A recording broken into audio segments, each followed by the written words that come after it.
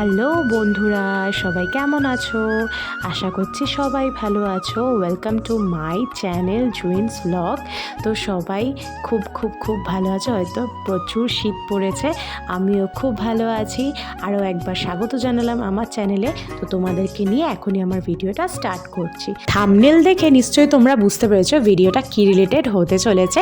তো দেখতেই থাকো ভিডিওটা, পুরো ভিডিওটা না দেখলে কিন্তু বুঝতে পারলে না। খুব খুব মজা হয়েছে আজকে দিনটা। লাইফের ফার্স্ট, মানে আজ 4.5 বছর পর বিয়ের আমি আমার বরের সাথে কোনো ম্যারেজ সেরিমনি অ্যাটেন্ড করা বা কোনো পার্টি এই ফার্স্ট টাইম আমি ওর সাথে অ্যাটেন্ড করলাম। তো মনে ধরে নাও খুব খুশি।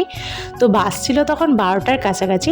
তো ভাবলাম যে আজকে তাড়াতাড়ি করে মাম্মামকে স্নান করে নিই, বিকজ বেলা হয়ে গেলে ঠান্ডাও লাগবে, তারপরে যে তাড়াতাড়ি যেতে হবে, সেই কারণে ভাবলাম মাম্মামকে স্নান করে দিই। তো এদিকে দেখো নিয়ে এসে দুষ্টুমি আরম্ভ। তারপরে আমার সাথে দেখো একটা আবার কাজ করছে।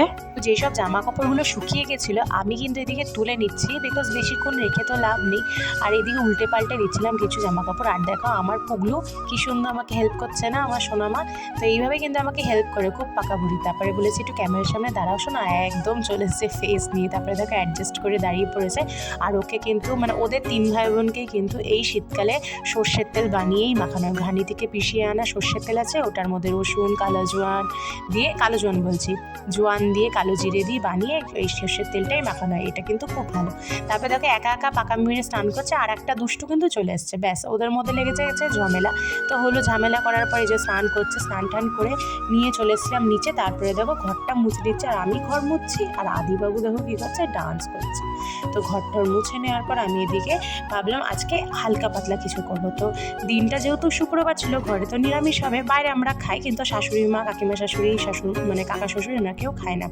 তো আমরা এদিকে ভাবলাম শুধু সয়াবিন আলুর তরকারি করে একটু পাতলা পাতলা করে ওইটা দিয়ে খাওয়া যাবে, একটা ভাজা করে দেবো, ওই দিয়ে সবার হয়ে যাবে।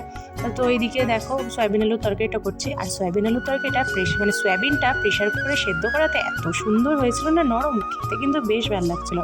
তো দেখো এদিকে আবার আমি একটু রান্নাবান্না সেরে ফেস প্যাক বানিয়ে নিয়েছিলাম। তো ভাবলাম একটু বিয়ে বাড়ি বলে কথা, একটা ফেসে তো একটু নর্মাল গ্লো লাগবেই না। তো ভূতের মতন সেজে নিয়েছি ফাইনালি। বর আমার কিন্তু ভীষণ হাসছিল আমার উপর। তো হাসলে কি করা যাবে, সাজতে তো হবেই। তারপরে স্নান টান করে রেডি করে আস্তে আস্তে এই বোনটাকে বলেছিলাম একটু চুলটা বেঁধে দিয়ে যাস, একা একা তো আর চুল বাঁধতে পারবো না নিজে নিজে, যেটা সত্যি হয়ে ওঠে না। তো ও কিন্তু আমাকে নর্মালি কার্ল করে দিয়েছিল, খারাপ লাগছিল না। তো ওকেই ডেকে নিয়েছিলাম যে তুই চলে আসিস, আমাকে একটু চুলটা সুন্দর করে বেঁধে দিস, একা একা পেছনে হাঁটতে পাবো না। তো বলেছিল বৌদি ঠিক আছে। তো এইখানে আমার শ্বশুরবাড়ির এখানে এই কিন্তু ভালো বেশ কাজ শিখে নিয়েছে। তো দেখো আমার চুলগুলোকে কী সুন্দর কার্ল করে দিয়েছে না, হেভি লাগছিল। কিন্তু তো চুল পাতলা তো খোপা করা যাবে না, এই জন্য এটাই মাথায় আসলো, এটাই করি। তারপরে দেখো ফাইনালি আমরা সবাই রেডি হয়ে গিয়েছি। আর এই যে আমার ফৌজি বাবু আমার সাথে যাচ্ছে। আমি যে কি এক্সাইটেড ছিলাম সেই দিনটা, কি আর বলবো, প্রচুর মজা, খুব ভালো লেগেছে। স্বামী যদি পাশে থাকে না, কোথাও যেখানেই যাও খুব কিন্তু ভালো লাগে দেখবে। তো এটা আমার কিন্তু বড় পাওনা, এই ভাগ্য এবার হয়েছিল বলে তাই, না হলে তো ফৌজিবাবু ডিউটি করতেই চলে যায়। তারপরে ধরো আশাও হয় না, যেই টাইমে হয়তো ফাংশন থাকলো, নিমন্ত্রণও থাকলো, সেই টাইমেও ছুটিই পেলো না। আর কি করার, মনটা তখন খারাপ করে যায়। কিন্তু এইবার আমার খুব খুব ভালো লেগেছে, এত খুশি ছিলাম। তো দেখো সবাই আমরা এন্ট্রি নিচ্ছে, সাজানো গোছানো কিন্তু দারুণ হয়েছিল। এখানে অ্যারেঞ্জমেন্ট জানো কত লোকের, 2800 2800 লোকের প্রায় অ্যারেঞ্জমেন্ট ছিল। তো সেই ভিড় ভাবতেই পারছো। আর ঠান্ডার মধ্যে সবাই পরে নিয়েছে সোয়েটার, না হলে যা অবস্থা হতো। আর ছাদনা জলাটা থেকে আরম্ভ করে ইচ অ্যান্ড এভরিথিংসের ডেকোরেশন খুব ভালো লেগেছে। তো দেখো এইদিকে যাচ্ছে এবার ব্রাইডের কাছে। ফাইনালি ব্রাইডকে আর খুব সুন্দর সাজিয়েছে। আর এইদিকে দেখো গেস্টের জন্য এই জায়গাটা কি সুন্দর করেছে না, আমব্রেলা রেনবো কালার দিয়ে। তো আমার তো বেশ ভালো লেগেছে। আর এই যে যাচ্ছি ফাইনালি ব্রাইডের কাছে। তো চলে গেছি, এই যে ব্রাইড, কিন্তু ব্রাইডের সাথে ফটো তোলা হয়নি, এত ভিড় তো যাই হোক। আর গ্রুমকে তো দেখানো যায়নি, বিকজ ও তখন আসেনি। আর এত ভিড়ের মধ্যে না আমরা ভাবলাম কি সব কিছু তাড়াতাড়ি করে নিই, সেই জন্য আরও জলদি করেছি। তো এদিকে দেখো আমি, মেজদি ভাই, সায়ক সবাই দাঁড়িয়েছি, গিফটটা দেওয়া কমপ্লিট। আর এই যে ওইদিকে আমি বলছি দিদিভাই একটু তাকাও, আমরা একটু সেলফি নিই। তো ফটো কিন্তু সেরকম তুলিনি, সবটাই ভিডিও উপর গেছে। এই যে সব পুগলুরা আমার ছোট সবাই পুচকে বাচ্চা নিয়ে গেছি। আর এই যে আমার মাম্মাম সেজেছে একটা বানি, তো কেমন লাগছে বন্ধুরা আমাকে দেখতে অবশ্যই কিন্তু তোমরা কমেন্ট করে জানাবো। আর আমাকে আর ফৌজি বাবুকে একসাথে দেখে তোমাদের কেমন লাগলো সেটাও কমেন্ট করে অবশ্যই জানাবে। আমি কিন্তু খুব খুব খুশি ছিলাম। তো দেখো এইদিকে কি বলতো সব স্টল করেছিল ককটেলের, মোমোর, চিকেন পকোড়ার, ফুচকার, আইসক্রিমের, কিন্তু না এত ভিড়ের মধ্যে না সব কিছু খেতে মানে টেস্ট করতে পারিনি। তো সবাই আমরা অল্প অল্প কিছু নিয়ে এসেছিলাম, তো নিয়ে অল্প কিছু টেস্ট করেছি, ভালো লাগছিলো। তারপরে ভাবলাম বেশি স্টার্টার খেয়ে লাভ নেই, তো চলো আমরা মেন কোর্সের দিকেই চলে যাই। মেন কোর্সেও তো অনেক কিছু আছে আর একটু খেলেই পেট ভরে যায় আমার। তো যাই হোক দেখো এখানেও সেম লাইন, সব জায়গায় লাইন দিয়ে খাও। তা আমি এদিকে আদিবাবুকে কোলে নিয়ে দাঁড়িয়ে আছি, ওর মা আর পারছে না, সত্যি তো কতক্ষণ কোলে নেওয়া যায় একটা বাচ্চাকে শাড়ি পরে। তারপরে এই যে ফাইনালি আমরা জায়গা পেয়ে গেছি, এবার আমরা বসে পড়বো খাওয়ার জন্য। তো এবার দেখো এইদিকে অপোজিটেই ঠিক বসেছে দিদিভাইরা, দিদিভাইয়ের মা, আর ওইদিকে আমাদের প্রিয়মবাবু।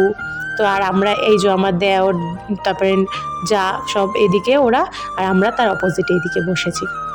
তো ফাইনালি এবার দেখো খাওয়া দাওয়া স্টার্ট হবে। তো প্রথমেই দিয়েছিল আমাদেরকে কিন্তু সাদা ভাত।